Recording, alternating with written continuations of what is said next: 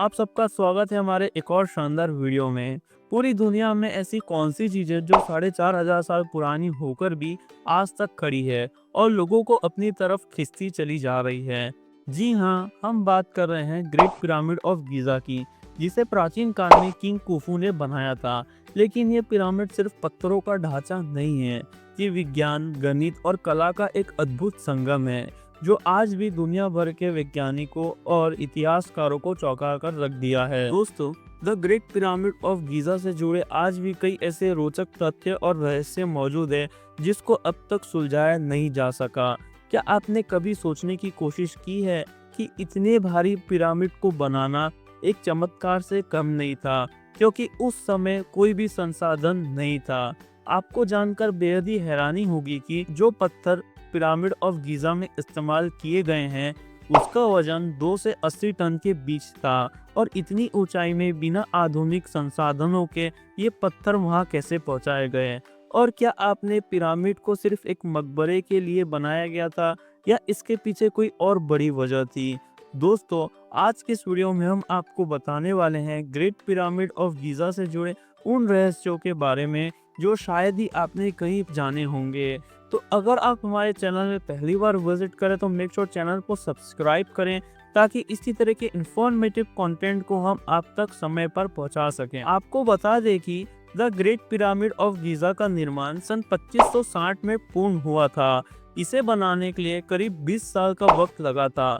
लेकिन सोचिए, उस समय ना तो क्रेन थी, ना तो बुलडोजर, ना ही कोई आधुनिक मशीनें। फिर भी 2 से 3 मिलियन पत्थरों को इतनी सटीकता से कैसे लगाया गया होगा? यहाँ के हर पत्थरों का वजन लगभग 2 से 15 टन के बीच था। सवाल ये उठता है कि इतनी भारी चीजों को रेगिस्तान में खींचकर कैसे लाया गया? कुछ वैज्ञानिक मानते हैं कि यहाँ पर खास एक रैम टेक्नोलॉजी का इस्तेमाल किया गया होगा। इन पत्थरों को 800 किलोमीटर दूर नील नदी के जरिए लाया जाता होगा, लेकिन ये सब भी अनुमान है। पिरामिड ऑफ गीजा में जो पत्थर लगाए गए हैं उनको काफी बारीकता से और सटीक तरीके से लगाया गया है, क्योंकि उन पत्थरों के बीच में एक सुई जाने की जगह भी नहीं मौजूद है। तो सोचिए, उस समय बिना संसाधनों के इतने बारीकी से काम करना आसान नहीं होगा। बहुत ही हैरान कर देने वाली बात तो ये भी है कि उस समय ना ही कोई मशीन थी या ना ही कोई ऐसा संसाधन जिसका इस्तेमाल करके इतनी बारीकी से काम किया जा सके।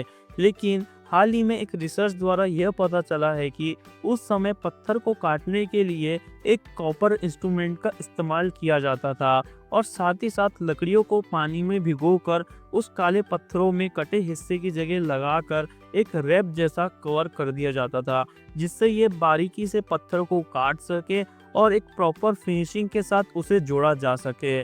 पर यह भी एक कल्पना ही है। आखिरकार उस समय किस टेक्नोलॉजी का इस्तेमाल किया गया था उसका खुलासा अब तक नहीं हो पाया। दोस्तों, हमने अक्सर सुना है कि जब भी कोई इस तरीके की पिरामिड जैसी इमारत को बनाया जाता था तो एक शासक हुआ करता था, और वह लोगों के काम करने के लिए उन्हें काफी तकलीफ पहुंचाता था, जैसे कि उन्हें मारना, पीटना, उन्हें खाना न देना और देर तक काम कराना। ऐसी कई सारी उन्हें चुनौतियों का सामना करना पड़ता था।